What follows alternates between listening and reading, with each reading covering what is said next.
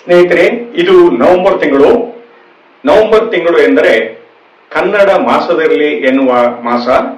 ಹಾಗಾಗಿ ಈ ಮಾಸದಲ್ಲಿ ಸಂಭ್ರಮಾಚರಣೆ ಜೋರಾಗಿರುತ್ತದೆ. ನಿಮ್ಗೆಲ್ಲರಿಗೂ ಕನ್ನಡ ರಾಜ್ಯೋತ್ಸವದ ಶುಭಾಶಯಗಳು. ಸ್ನೇಹಿತರೆ, ನಿಮ್ಗೆಲ್ಲ ಗೊತ್ತಿದೆ, ಕನ್ನಡ ನಾಡಿಗೆ ನಾಡಗೀತೆ ಕೊಟ್ಟ ಕವಿ ಮಲೆನಾಡಿನವರು. ಜಯ ಭಾರತ ಜನನೀಯ ತನುಜಾತೆ, ಜಯ ಹೇ ಕರ್ನಾಟಕ ಮಾತೆ ಎನ್ನುವ ನಾಡಗೀತೆಯನ್ನ ನಾಡಿಗೆ ಕೊಟ್ಟವರು ಜ್ಞಾನಪೀಠ ಪ್ರಶಸ್ತಿ ವಿಜೇತರು ಹಾಗೂ ರಾಷ್ಟ್ರಕವಿ. ಅವರ ಊರು ಕುಪ್ಪಳಿ. ನಾಡಗೀತೆ ರಚಿಸಿದ ಅಂದು ಕವಿಮನ ಕುಪ್ಪಳಿಸಿದ ಕವಿಯ ಮನೆ ಹೇಗಿದೆ ನೋಡೋಣ ಬನ್ನಿ. ಎಲ್ಲಾದರೂ ಇರು, ಎಂತಾದರೂ ಇರು, ಎಂದೆಂದಿಗೂ ನೀ ಕನ್ನಡವಾಗಿರು. ಕನ್ನಡವೇ ಸತ್ಯ, ಕನ್ನಡವೇ ನಿತ್ಯ. ಇದು ಎಲ್ಲರ ಮನದಲ್ಲಿ ಇದೆ. ಈ ಸಾಲುಗಳನ್ನು ಕೊಟ್ಟ ಕವಿಯ ಮನೆಗೆ ಸಾಗಲು ಸಾಲು ಸಾಲು ಮರಗಳ ಹಾದಿ. ಬೆಳಿಗ್ಗೆ ಕಾಡಿನ ಮಧ್ಯೆ ಸೂಸುವ ಕಿರಣಗಳು ಬಿಸಿಲಿದು ಬರಿ ಬಿಸಿಲಲ್ಲವೋ, ಸೂರ್ಯನ ಕೃಪೆ ಕಾಣೋ ಎನ್ನುವುದನ್ನು ಗುನುಗುವಂತೆ ಮಾಡುತ್ತದೆ. ಮುಂದೆ ಸಾಗಿದರೆ ಎಲ್ಲೆಲ್ಲೂ ಹಸಿರೋ ಹಸಿರು. ಶಿವಮೊಗ್ಗ ಜಿಲ್ಲೆಯ ತೀರ್ಥಹಳ್ಳಿಯಿಂದ ಸುಮಾರು 17 ಕಿಲೋಮೀಟರ್ ಹಸಿರು ಕಾಡಿನ ಮಧ್ಯೆ ಸಾಗಿದರೆ ಕುಪ್ಪಳಿ ಸಿಗುವುದು. ಅಲ್ಲಿ ರಾಷ್ಟ್ರಕವಿ ಕುವೆಂಪುರವರ ಕವಿ ಮನೆ ಇದೆ. ಮನೆಗೆ ಹೋಗುವ ಮುನ್ನ 27/10/1927 ಅಂದರೆ 100 ವರ್ಷದ ಹತ್ತಿರ ಬರುತ್ತಿರುವ ಅಂದು ಕವಿ ಬರೆದಿದ್ದ ಮನೆಯ ಕವಿತೆ ಓದಿ ಮುಂದೆ ಸಾಗಿ.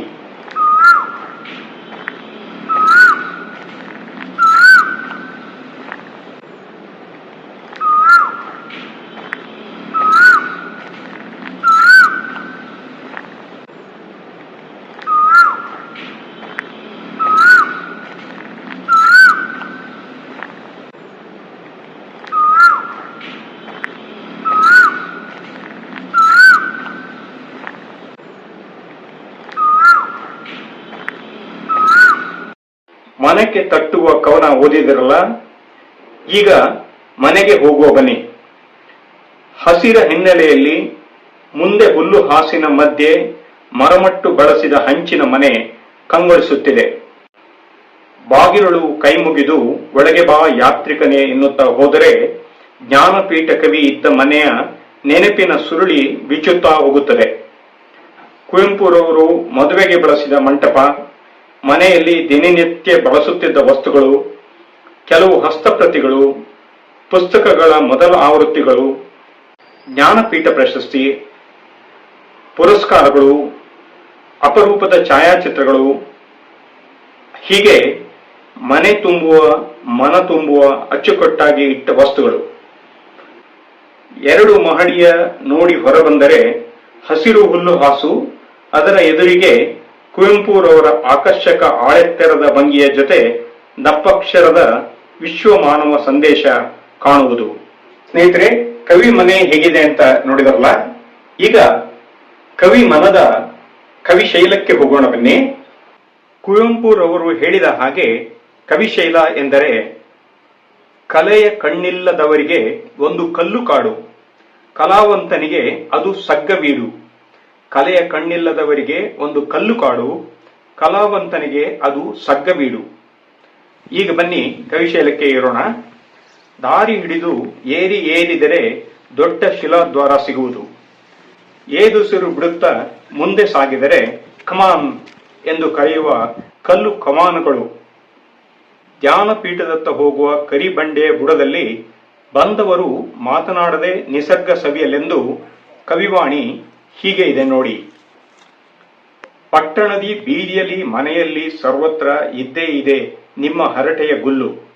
ಪಟ್ಟಣದಿ ಬೀದಿಯಲ್ಲಿ ಮನೆಯಲ್ಲಿ ಸರ್ವತ್ರ ಇದ್ದೇ ಇದೆ ನಿಮ್ಮ ಹರಟೆಯ ಗುಲ್ಲು. ಆ ಸಂತೆ ಇಲ್ಲೇಕೆ? ಪ್ರಕೃತಿ ದೇವಿಯ ಸೊಬಗು ದೇಗುಲದಿ ಆನಂದವೇ ಪೂಜೆ, ಮೌನವೇ ಮಹಾಸ್ತೋತ್ರ ಎನ್ನುವ ಫಲಕ ಸ್ವಾಗತಿಸುತ್ತದೆ. ಬಂಡೆಯ ಸುತ್ತ ಪ್ರಕೃತಿ ದೇವಿಯ ಸೊಬಗ ದೇಗುಲ ನೋಡುತ್ತಾ ಸಾಗಿದಂತೆ ಕವಿ ಕೂತು ಕವನ ಬರೆದ ಧ್ಯಾನ ಶಿಲೆ ಕಾಣುವುದು. 16/5/1936 ದಿನಾಂಕ ಸಹಿತ TS ವೆಂ ಅವರ ಗುರುಗಳ ಹೆಸರು, ಹಾಗೆ BMC, KVP, ಕುವೆಂಪು, ಪೂ.ಚಂತೆ ಎಂದು ಅಂದು ಕಲ್ಲು ಬೆಂಚಿನ ಮೇಲೆ ಕುಳಿತಿದ್ದವರ ಹೆಸರು ಕೆತ್ತಿ ಬರೆದದ್ದು ಇಂದಿಗೂ ಕಾಣುತ್ತಿದೆ. ಕವಿಗೆ ಪ್ರಿಯವಾಗಿದ್ದ ಕವಿಶೈಲದ ಈ ಶಿಲೆಯ ಮೇಲೆ ಮೌನವಾಗಿ ಕುಳಿತು ಕವಿತೆ ಬರೆದಿದ್ದ ಕವಿ ಚಿರಮೌನಕ್ಕೆ ಜಾರಿದ ಮೇಲೆ ಕವಿಶಿಲೆಯ ಪಕ್ಕದಲ್ಲೇ ಕವಿ ಸಮಾಧಿ ಮಾಡಲಾಗಿದೆ. ಕವಿಶೈಲದ ಮರವೂ ನೆನಪಿಸಿಕೊಳ್ಳುವ ಈ ಕವಿ ಅಮರ. ಕನ್ನಡ ತಬ್ಬಲಿ ಎನ್ನುವ ಬದಲು ಎಲ್ಲರೂ ಕನ್ನಡ ತಬ್ಬಲಿ ಎನ್ನುವ ನಾವು 11/11/94 ಚಿರಮೌನಿಯಾದ ಕನ್ನಡ ಕವಿಯ ನಾಡಗೀತೆ ನಾಡಿರುವ ತನಕ, ಹಾಗೆ ನಾಡಗೀತೆ ಇರುವ ತನಕ ನಾಡಕವಿ ಅಮರ. ಕವಿಶೈಲ ನೋಡಿಕೊಂಡು ಪುನಃ ಕವಿ ಮನೆಯ ಬಳಿ ನಿಲ್ಲಿಸಿದ ವಾಹನ ಏರಲು ಹೋದಾಗ ಕನ್ನಡಿಯಲ್ಲಿ ಮರ್ಕಟವೊಂದು ತನ್ನ ಪ್ರತಿಬಿಂಬ ನೋಡುತ್ತಿತ್ತು. ನಂತರ ಮನವೆಂಬ ಮರ್ಕಟ ಅಲ್ಲಿಂದ ಕುಪ್ಪಳಿಸಿ ಸಾಗಿತು.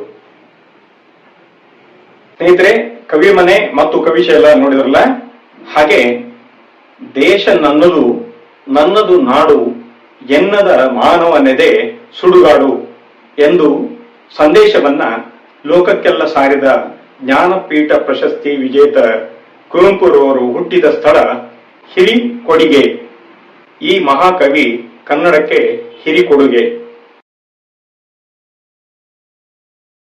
ಕನ್ನಡ ರಾಜ್ಯೋತ್ಸವದ ಈ ಸಂಚಿಕೆ ನಿಮಗೆ ಇಷ್ಟವಾಯ್ತಲ್ಲ?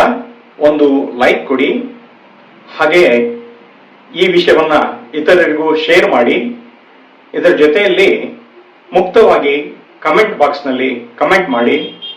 ಇದರ ಜೊತೆಯಲ್ಲಿ ನನ್ನ ಚಾನಲ್ಗೆ ಸಬ್ಸ್ಕ್ರೈಬ್ ಆಗಿ ಎನ್ನುವ ಒಂದು ವಿನಂತಿ ಸಹ ಮಾಡುತ್ತಿದ್ದೇನೆ. ಮತ್ತೆ ಮುಂದಿನ ಸಂಚಿಕೆಯಲ್ಲಿ ಭೇಟಿಯಾಗೋಣ. ಧನ್ಯವಾದಗಳು.